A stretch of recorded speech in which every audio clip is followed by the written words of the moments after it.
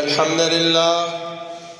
لله نحمده ونستعينه ونستغفره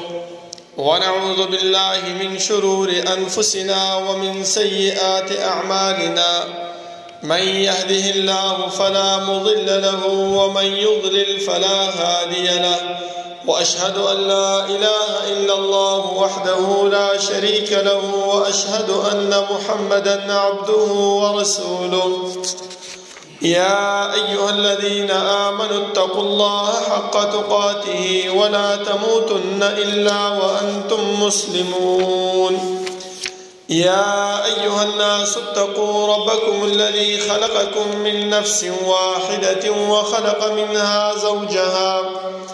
وبث منهما رجالا كثيرا ونساء، واتقوا الله الذي تساءلون به والأرحام إن الله كان عليكم رقيبا. يا أيها الذين آمنوا اتقوا الله وقولوا قولا سديدا يصلح لكم أعمالكم ويغفر لكم ذنوبكم، ومن يطع الله ورسوله فقد فاز فوزا عظيما. أما بعد، فإن خير الحديث كتاب الله، وخير الهدي هدي محمد صلى الله عليه وسلم، وشر الأمور محدثاتها، وكل محدثة بدعة، وكل بدعة ضلالة، وكل ضلالة في النار. أعوذ بالله من الشيطان الرجيم. بسم الله الرحمن الرحيم. قاف والقرآن المجيد، بل عجبوا أن جاءهم منذر منهم فقال الكافرون هذا شيء عجيب. أإذا متنا وكنا ترابا ذلك رجع بعيد. قد علمنا ما تنقص الأرض منهم وعندنا كتاب حفيظ.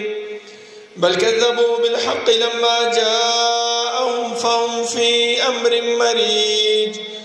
أفلم ينظروا إلى السماء فوقهم كيف بنيناها وزيناها وما لها من فروج.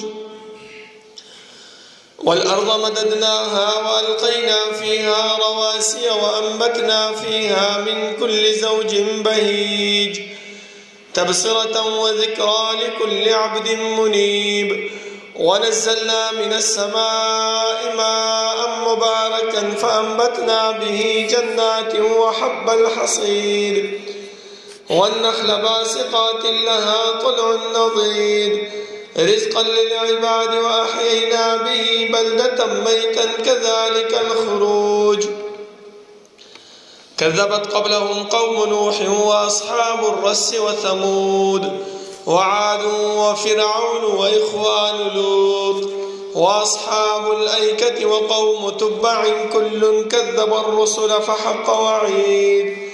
أفعينا بالخلق الأول بل هم في لبس من خلق جديد. ولقد خلقنا الإنسان ونعلم ما توسوس به نفسه ونحن أقرب إليه من حبل الوريد. إذ يتلقى المتلقيان عن اليمين وعن الشمال قعيد. ما يلفظ من قول إلا لديه رقيب عتيد. وجاءت سكرة الموت بالحق ذلك ما كنت منه تحيد. ونفخ في الصور ذلك يوم الوعيد. وجاءت كل نفس معها سائق وشهيد. لقد كنت في غفلة من هذا فكشفنا عنك غطاءك فبصرك اليوم حديد.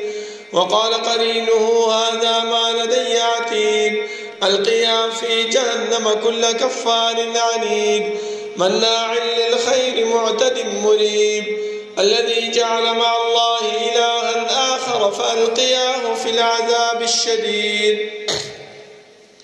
قال قرينه ربنا ما أطغيته ولكن كان في ضلال بعيد. قال لا تختصموا لدي وقد قدمت إليكم بالوعيد.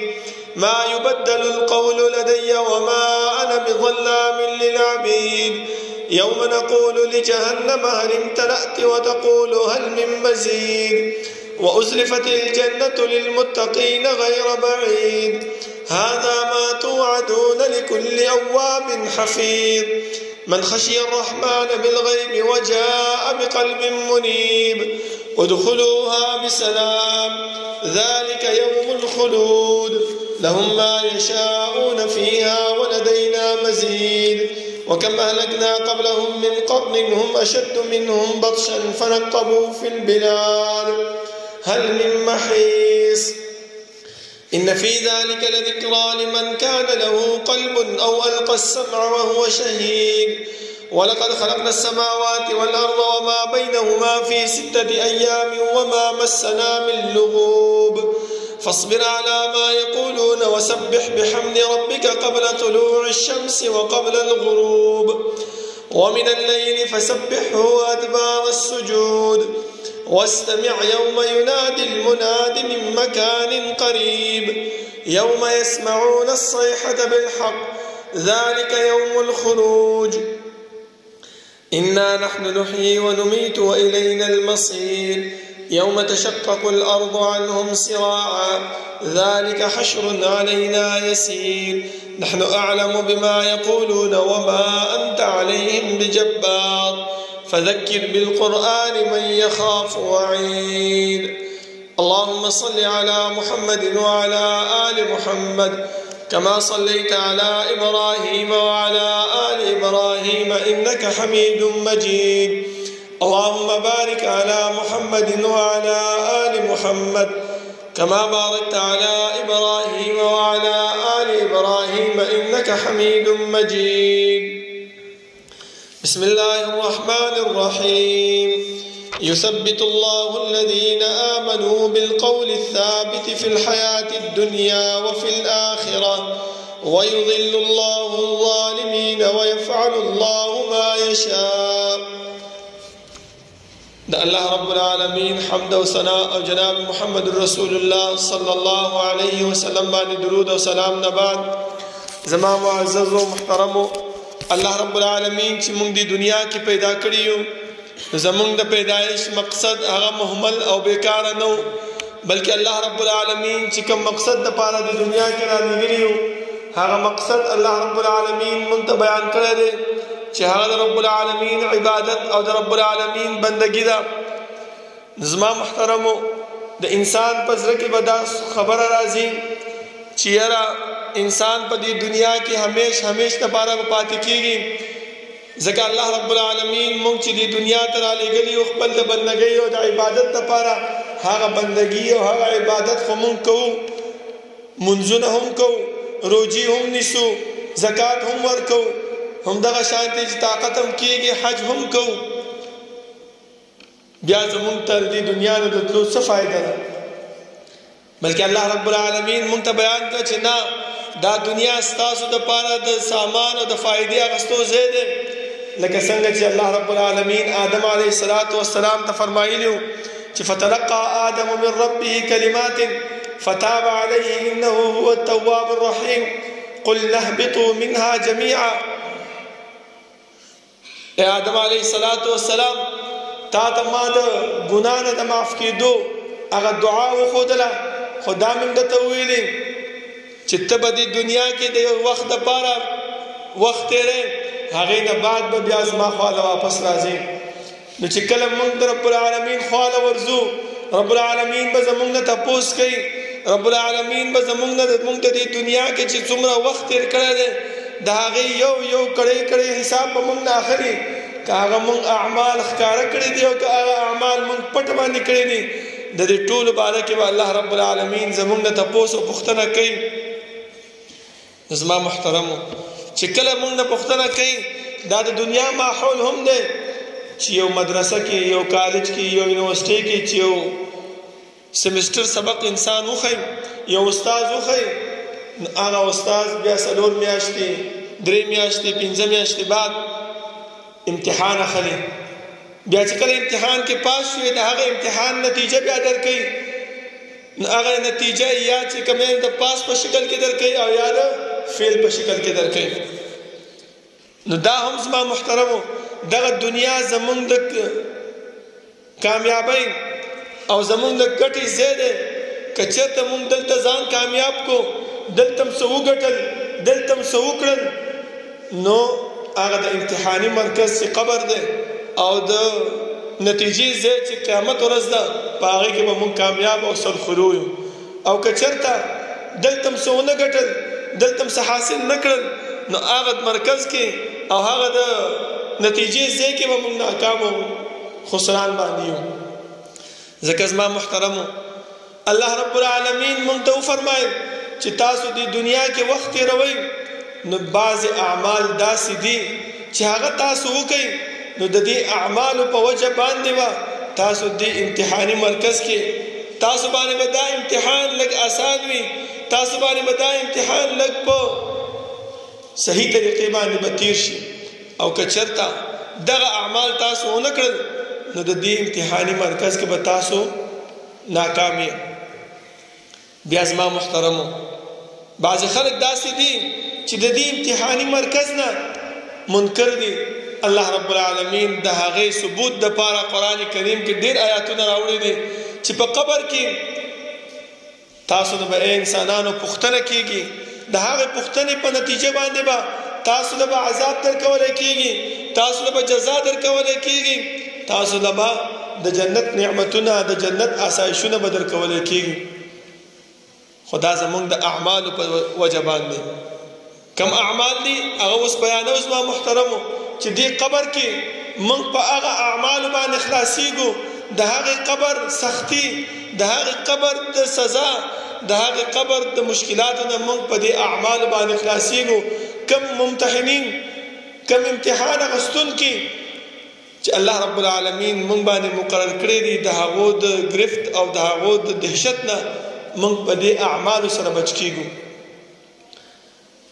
کوم خلک چې منکر دي زما محترمو، د هغې دپاره الله رب العالمین فرمایي چې یثبت الله الذین آمنوا بالقول الثابت. دا بالقول الثابت نه مراد زما محترمو دا د قبر دا عذاب او د قبر دا پوښتنه ده چې په دې کې به خامخا د انسان نه به دا تپوس او دا پوښتنه کېږي. لکه د فرعونیانو په باره کې الله رب العالمین فرمایي چې النار يعرضون عليها غدوا وعشيا ويوم تقوم الساعة ادخلوا آل فرعون اشد العذاب. دا اور د جهنم به دیو ته پیش کېږي سحر او بیګایي، د کم وخت کې د قیامت د قائمېدو نه مخکې د قیامت د قائمېدو نه مخکې کوم ځای کې به ورته پیش کېږي؟ په دې قبر کې به ورته پیش کېږي، د امتحاني مرکز کې به ورته پیش کېږي. ځکه دیو چې کوم سوالونه دیو ته شوي وو، د هغه سوالونو صحیح حل نه و راویستی، هغه پرچه دیو صحیح نه ده کړې، د دې وجې نه د قبر عذاب دیو ته پیش کېږي. نو دا د قبر عذاب د دې آیاتونو نه معلومیږي چې دا برحق ده. بل ځکه الله رب العالمین فرمایي سنعذبهم مرتين ثم يردون الى عذاب النار. دې انسانانو ته موږ دوه ځلې عذاب ورکوو. کوم انسانانو ته؟ کوم چې د الله رب العالمین نافرمانه دي، کوم چې د الله رب العالمین د احکاماتو خیال نه ساتي. دا دوه عذابونه کوم دي؟ یو خو د آخرت دی، بل د دې قبر عذاب دی چې کله انسان دې قبر کې کېښودلی شي. د دې آیاتونو نه دا خبره معلومیږي چې په قبر کې انسان چې کله کېښودلی شي، نو د هغې باندې سوالونه کېږي. که د صحیح سوالونو جواب یې وکړو، نو صحیح جنت د طرف نه دې انسان ته کړکۍ کلاوه شي او د جهنت بستره دې ته واچولی شي. او که صحیح جواب یې ونه کړو، نو د جهنم کړکۍ کلاوه شي او د جهنم بستره دې انسان ته واچولی شي او سهار او بېګا دې باندې د عذاب هغه ورته پیش کېږي. الله رب العالمین دې موږ د قبر د عذاب نه وساتي. زما محترمو، هغه شدت او هغه سختی الله رب العالمین موږ ته بیانه کړې ده، او رسول الله صلی الله علیه وسلم هم د قبر د عذاب په باره کې فرمایي لولا الله تدافنوا، که چېرته تاسو زه د قبر د عذاب نه خبر کم، نو تاسو به د خپل دا مړي چې کوم دی په قبر کې ښخ نه کوئ. ولې؟ رسول الله صلی الله علیه وسلم فرمایي چې لدعوت الله ان يسمعكم من عذاب القبر الذي اسمع منه. نو ما به الله نه دا سوال کړی وی چې تاسو د قبر د عذاب او د سختی واورئ، لکه څنګه چې زه اورم خو دوی باندې یېرېږم که چېرته دا سوال ما وکړو الله قبول کو نو تاسو به بیا په قبر کې خپل مړي نه ښخوئ. د دې احادیثو د دې آیاتونو نه دا خبره معلومیږي چې په دې قبر کې عذاب شته. خو یو خبره دا یاد وساتئ زما محترمو، دا مونږ نن سبا د سوشل میډیا زمانه ده، په سوشل میډیا کې دغه خبره اکثر راځي، قبر کې نسته وي وای وګوره په قبر کې ماران ښکاره شو، په قبر کې لړمان ښکاره شو، په قبر کې اور راغله، په قبر کې دا شی راغله ده. نظم محترمو، بلکې دغه د قبر عذاب الله رب العالمین په مغیباتو کې یې خېده، پټ شیانو کې یې خېده. ځکه الله رب العالمین د متقینو صفت چې بیانوي چې الذین یؤمنون بالغیب، ایمان راوړي په غیب باندې. غیب څه ته وایي؟ هغه شی چې پشته دی نه، خو الله رب العالمین مونږ ته بیان کړی دی چې دا شی به تا ته انسان ملاویږي، دا شی نشته چې کله دې نیکي وکړه دا به ملاویږي او که بدي دې وکړه دا به ملاویږي. دا مغیبات مونږ ته الله رب العالمین په قرآن کې بیان کړی دی او رسول الله صلی الله علیه وسلم مونږ ته په احادیثو کې بیان کړی دي چې د هغې نه یو دا قبر هم دی، د قبر دا عذاب هم دی. دا هسې خبرې دي چې دا خلک مونږ ته په سوشل میډیا باندې بیانوي، د دې صداقت نشته دی، د دې رښتینوالی نشته دی. د دې نه ځان ساتل پکار دي زما محترمو. ځکه تاسو وګورئ رسول الله صلی الله علیه وسلم په بل ځای کې هم فرمایي چې کله انسان په مړ شي کټ کې کېښودلی شي او خلک راشي روانوي قبر طرف ته، نو رسول الله صلی الله علیه وسلم فرمایي که چېرته دا سړی نیک وي نو څه وایي؟ قدموني قدموني، مخکې بوځئ ما، زر کوئ ما وله بوځئ. ولې؟ د قبر هغه خوشحالي او هغه آسایش او هغه ارامتیا الله رب العالمین د قبر د مړي په وخت کې الله انسان ته وښیي. خو چې کله دا انسان چې کوم دی نیک نه وي نو بیا وایي چې یا ویلتا این یذهبون بها، کوم چې د ما بوځئ چېرته مې روان کړي یې. ولې؟ په دغه وخت کې دغه اوازونه کوي. دا د رسول الله صلی الله علیه وسلم صحیح حدیث دی چې هغه موږ ته بیان کړی دی. دا د قبر دا عذاب او دا سختی دا په موږ باندې راتلونکې ده. خو اوس راځو دې خبرې ته چې موږ ته رسول الله صلی الله علیه وسلم او الله رب العالمین کم اعمال ښودلي دي چې په هغه اعمال باندې موږ د دې قبر د عذاب نه بچ کیږو. هغه کم یو دی؟ ټولو کې اولنی عمل زما محترمو هغه د الله رب العالمین باندې توحید دی. د توحید او اسلام مؤمن کېدل، ایمان راوړل، د هغې یو څو ارکان دي چې هغه منځ دی، روژه ده، زکات دی، حج دی، کلمه د شهادت ده. دغه چې انسان ووایي نو رسول الله صلی الله علیه وسلم فرمایي چې کله انسان قبر کې کېښودلی شي دو ملائکه ورته راشي ورته فرمایي من ربک فیقول ربی الله فیقولان له ما دینک فیقول دینی الاسلام فیقولان له ما هذا الرجل الذي بعث فیکم. دغه سړی باره کې ته څه وې چې الله رب العالمین تاسو ته رالیږلی. ځکه امام ابن تیمیه رحمه الله هم فرمایي چې الله رب العالمین به د انسان نه دا دوه تپوسونه خامخا کوي. اولنی ماذا کنتم تعبدون، دویم ماذا اجبتم المرسلین، تاسو ته چې کوم پیغمبر درلېږلی و د هغې پیغمبر څونه خبره تاسو منلې ده، څه جواب هم ورکړی د هغې پیغمبر په خبرو باندې، د هغې په دعوت باندې څونه اجابت هم کړی دی. دلته ګوره قبر کې هم د دې پیغمبر په باره کې تپوس کېږي. فیقول هو رسول الله صلی الله علیه وسلم. اوس وګورئ د هغه قبر چې کوم دا سوالونه انسان صحیح طریقې سره ورکړي، رسول الله صلی الله علیه وسلم فرمایي فینادي منادي من السماء ان قد صدق عبدي فافرشوا من الجنه. आवाज وشي د اسمان نه چې زما دې بنده رښتیا وویلې،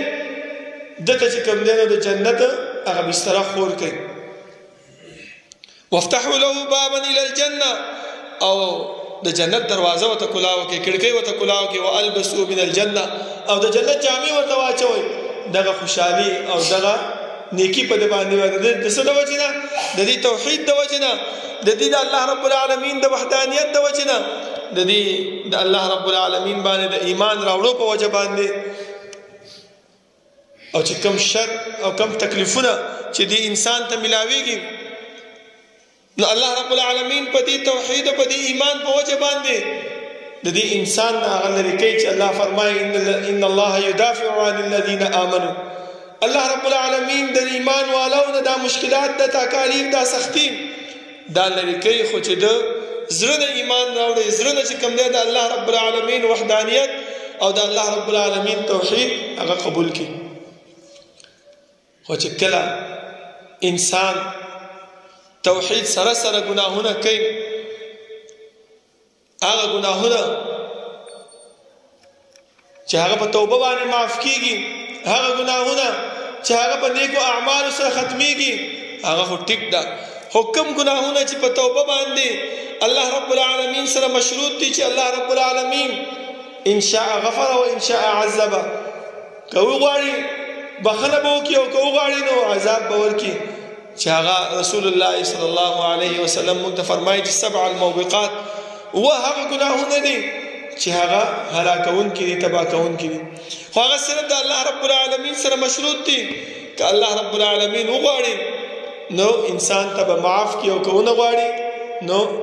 معافی نشته زما محترم دویم د قبر د عذاب نه د بچ کېدو لپاره انسان ته پکار دی تقوا اختیار کړي تقوا څه ته وایي دې ته وایي چې کوم نواهی او کم کارونه چې موږ الله رب العالمین منع کړی یو د هغې نه ځان وساتو دې ته یره وایي دې ته تقوا وایي ځان ساتل وایي ځکه رب العالمین موږ ته همدغه خبره قرآن کریم کې بیانوي ومن یتق الله یجعل له مخرجا څوک چې د الله رب العالمین نه ویریدو الله رب العالمین به ورته لارې کولاوي کړي ويرزقه من حيث لا يحتسب او داسې ځای نه به الله رب العالمین ولا رزق ورکړي چې د دې انسان وهم او ګمان کې هم نه چې دا کوم ځای الله ما دا رزق راکړو زما خو خیال هم نه او الله رب العالمین ما نه دا پیسې راکړې دا کارونه ما سره وکړل دا سختی زما لپاره اسانه کړله دا مشکلات زما لپاره حل کړل دا څه د وجې نه دا صرف د تقوا د وجې نه زما محترمو دریم چې هغه ډېر ضروري دی چې انسان د قبر د عذاب نه بچ کیږي ځکه رسول الله صلی الله علیه وسلم یو ورځ په مقبره باندې روانو یو قبر نه اوازونه واورېدل نو یو لخت راواغسته په منځ نیمه کړله دو قبر او نیم لخت په دی یو قبر باندې کې خو سو نیمه په دی بل باندې و فرمایل صحابه کرامو چې دا الله رسول دا دې څوک دا ولي رسول الله صلی الله علیه وسلم فرمایل چې دا کسانو ته په الله رب العالمین په قبر کې عذاب ورکړي او دا هغه سختی او دا هغه دهشت ز اورم دي صحابه کرامو نه اوریدو لکه ما مخکې تاسو ته فرمایل چې رسول الله صلی الله علیه وسلم فرمایل چې کوم आवाज او کوم سختی او کوم عذاب او کوم درد چې ز اورم الله رب العالمین ما دعا وکړه تاسو یې واورول نو تاسو خپل مړی خخ نه کوئ هغه اعمال کم یو دي یو د چغلي د یو انسان خبر اورل بل انسان ته او د بل انسان خبر اورل بل انسان نه څه دپاره چې دا دواړه خپل منځ کې وجنګېږي دا دواړه خپل منځ کې اختلاف پیدا کړي دا دواړه خپل منځ کې چې دی نو مشت و گریبان شي او اختلاف د دې منځ کې خفګان پیدا شي د دې په منځ کې دویم عمل پدې کې موږ ټول مبتلا یو زما محترمو خیال نه ساتو د تشو امتیازو نه ځان ساتل د هغې د دارو نه د هغې د تیزی باندې کولو سره چې کومې دارې راځي د هغې نه ځان نه ساتل زما محترمو که هغه موږ په باترومونو کې کینو که هغه موږ په بهر په ناست یو یا هغه موږ په هر ځای کې چې ناست یو خو دې دارو نه چې موږ ځان نه ساتو په دې باندې به موږ د الله رب العالمین د قبر عذاب راکوي پکار دا دی چې موږ داسې ځای کې کینو داسې اندازه باندې ځان برابر کو چې د دې دارو نه موږ څه وکړو ځان بچ کړو اوس کوم عمل دی دریم زما محترمو هغه اعمال صالحه دي نیک اعمال دي چې کله انسان هغه کوي نو الله رب العالمین د قبر د عذاب نه بچ کوي ځکه رسول الله صلی الله علیه وسلم فرمایي چې کله مړی قبر کې کېښودلی شي نو دا مړی چې کوم دی دا د دې خلکو د تلو هغه د خپو چکارې اواز هم اوري بیا دا په دې کې چې اواز کوي چې تاسو چېرته روان شئ ما چاته پرېږدئ نو رسول الله صلی الله علیه وسلم فرمایي نو دا خلک چې نه لاړ شي دا مړی دا قبر په دې ځای کې ځان نه پرېږدي دلته د دې انسان ته په دې قبر کې څه شی پکارېږي دغه نیک اعمال پکارېږي دا نیک عمل چې کوم دې انسان په دې دنیا کې کړی دی په دې محنت او د کوشش او د کامیابۍ په ځای کې کړی دی هغه د امتحاني مرکز کې هلته پکارېږي فرمایي فإن كان مؤمنا كانت الصلاة عند رأسه کچرته د انسان مؤمن وي منځونه یې کړي وي د الله عبادت یې کړی وي نو دا منځ د دې سر د طرف نه د پسې راشي وكان الصيام عن يمينه او روجه د دې خي طرف نه راشي وكانت الزكاة عن شماله وكان فعل الخيرات من الصدقة والصلة والمعروف والإحسان إلى الناس عند رجله دغه نیک اعمال د دې د خپل طرفونه د تراشي فيؤتى من قبل رأسه فتقول الصلاة ما قبل المدخل زما طرف نه نه داخليږي څه ته وایي د عذاب ته د الله رب العالمین گرفته چې زما طرف نه مت نه داخليږي ولی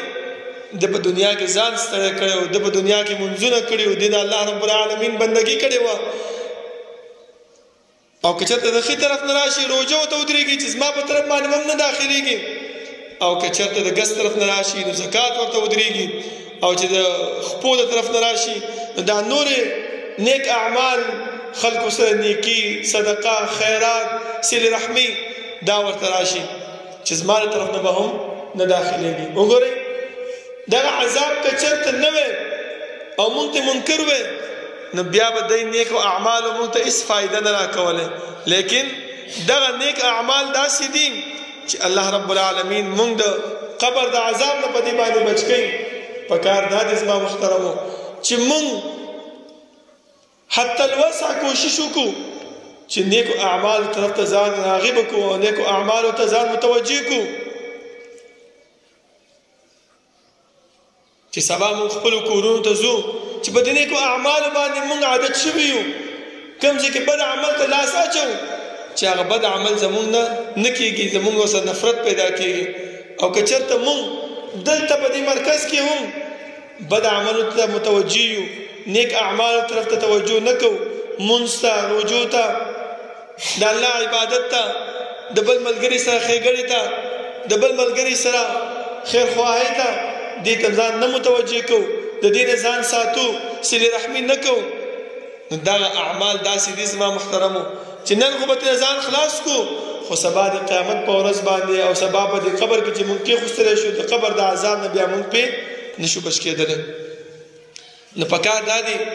بل زما محترمو بل عمل استقامت دی د الله رب العالمین په دین باندې ذکر رسول الله صلی الله علیه وسلم ته صحابي راغی وفرمایي چې اے الله رسوله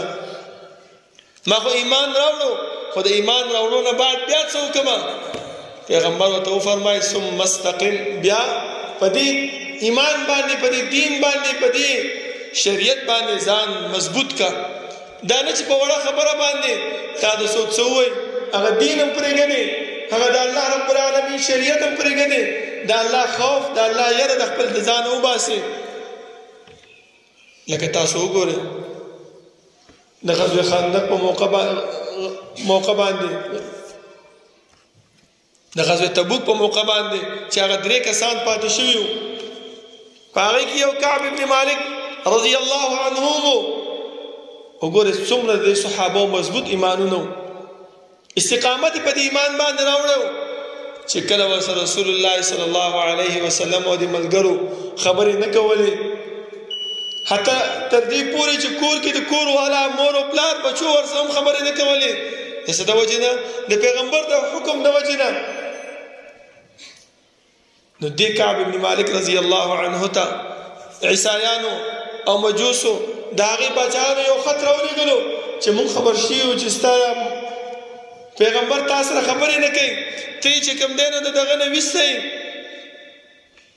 خط یې ورته راولېږو چې راشه زموږ طرف ته واپس مرتد شه، کافر شه، موږ به تاله نیمه باچاهي درکو. کعب ابن مالک رضی الله عنه فرمایي چې زه ومې ژړل او دومره درد د دې خبرې ما ته میلاو شو چې ډېر د سختۍ او ډېر د دغه د وجې نه هغه خط مې وشلولو، تنور بل و، هغه تنور ته مې وغورځولو چې ښه موږ دا ایمان د دې د وجې نه راوړی دی چې کفار به موږ ته خطونه رالیږي او موږ به خپل طرف ته رابلي.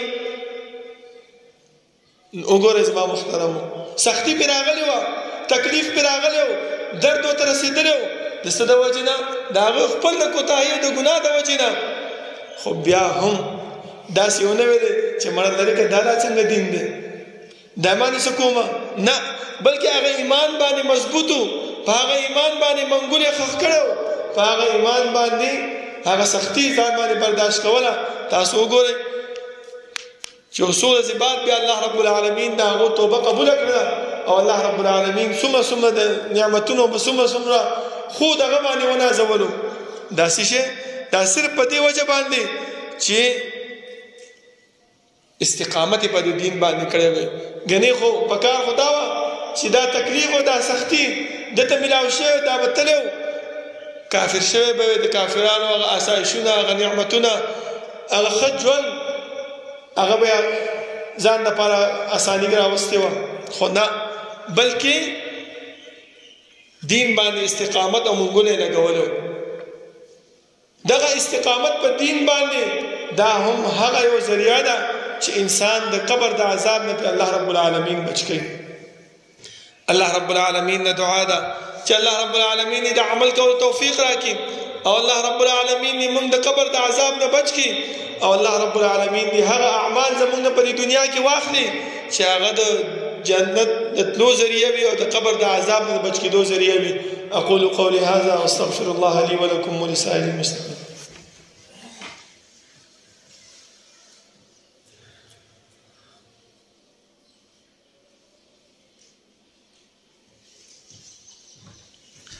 إن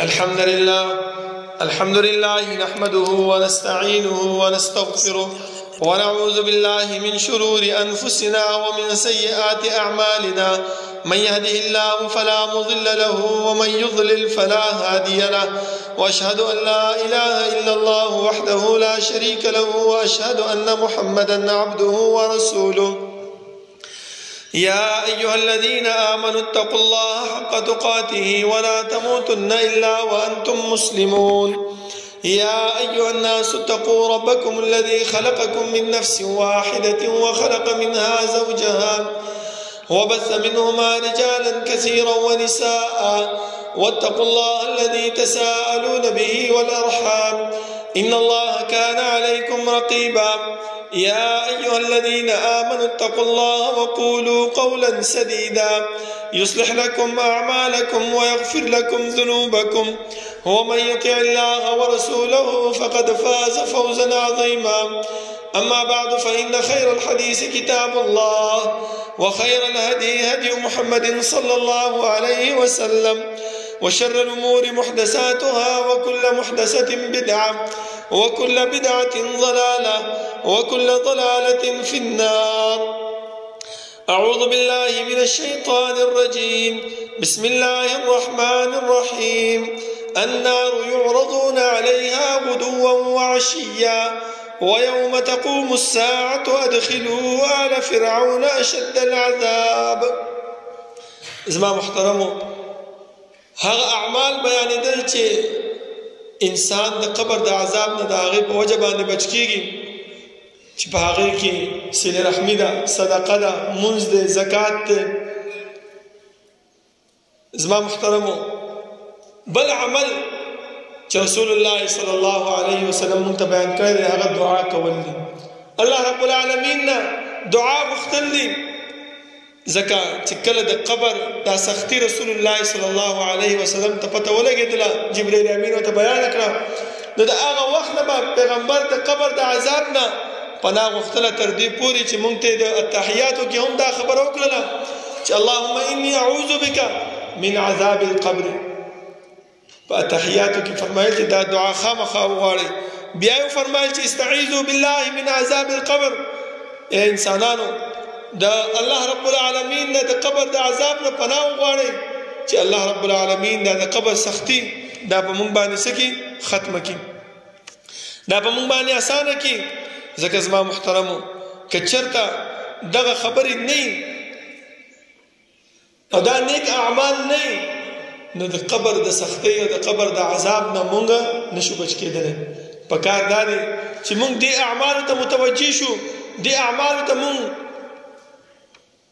ځان برابر کو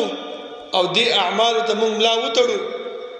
که چېرته موږ د الله رب العالمین جنت غواړو، د الله رب العالمین هغه په برابر کړی شوي نعمتونه چې حدیث کې راځي رسول الله صلی الله علیه وسلم فرمایي چې ما لا عین رأت ولا اذن سمعت ولا خطر على قلب بشر. داسې نعمتونه الله رب العالمین تیار کړي دي په جنت کې چې د انسان سترګو نه دي لیدلي، انسان غوږونو دغه شان نعمتونه مبارک اورېدلي نه دي، هغه خو لا پرېږده چې د انسان په زړه کې د هغه سوچ او د هغه فکر هم نه دی تېر شوی. داسې نعمتونه الله رب العالمین تیار کړي دي. که دغه مونږ غواړو نو دا یو څو کاله ژوند چې الله مونږ له راکړی دی، په دې ژوند کې مونږ د دې قبر د دې امتحاني مرکز د دې اسانتیا دپاره دې کې د ځان د خلاصولو دپاره کوشش وکړو. ولې عثمان رضی الله عنه به کله به دې قبر ته چې ودرېدو نو وایي به جړل، سخت به یې وجړل تر دې پورې چې ږیره مبارکه به یې لمده شوله. صحابو ته پوښتنه وکړه چې امیر المؤمنین د جنت او د جهنم تذکره کېږي ته نه جاړې او دې قبر ته چې ودرېږي نو په ژړا شي. وی فرمایل چې دغه قبر پیغمبر صلی الله علیه وسلم فرمایي چې دا اولنی منزل د منازل د آخرت نه دی. که چېرته دې کې کامیاب شو، پاس شو، نو مخکې بیا اسانتیا ده. او که چېرته دې کې مونږ پاس نه شو، دې کې مونږ چې کوم دی نو وښویېدلو وغورځېدلو نو مخکې کې کوم دی نو اسانتیا نشته، مخکې بیا ټول تکالیف او مشکلات دي. الله رب العالمین نه دعا ده چې الله رب العالمین د عمل کولو توفیق راکړي او الله رب العالمین دې موږ هغه اعمال والي چې هغه زموږ د نجات ذریعه وي، هغه زموږ د قبر کې د اسانتیا او د قبر کې د عذاب نه د بچ کېدو ذریعه وي. او الله رب العالمین دې زموږ باندې د اعمال توفیق راکړي چې موږ هغه اعمال خپل زندګۍ کې راولو. ربنا لا تزغ قلوبنا بعد إذ هديتنا وهب لنا من لدنك رحمة إنك أنت الوهاب. ربنا اغفر لنا ولإخواننا الذين سبقونا بالإيمان ولا تجعل في قلوبنا غلا للذين آمنوا ربنا إنك رؤوف رحيم. ربنا لا تؤاخذنا إن نسينا واخطأنا ربنا ولا تحمل علينا إصرا كما حملته على الذين من قبلنا ربنا ولا تحملنا ما لا طاقة لنا به واعف عنا واغفر لنا وارحمنا أنت مولانا فانصرنا على القوم الكافرين. صفنا برابر کې نږدې ودرېږئ.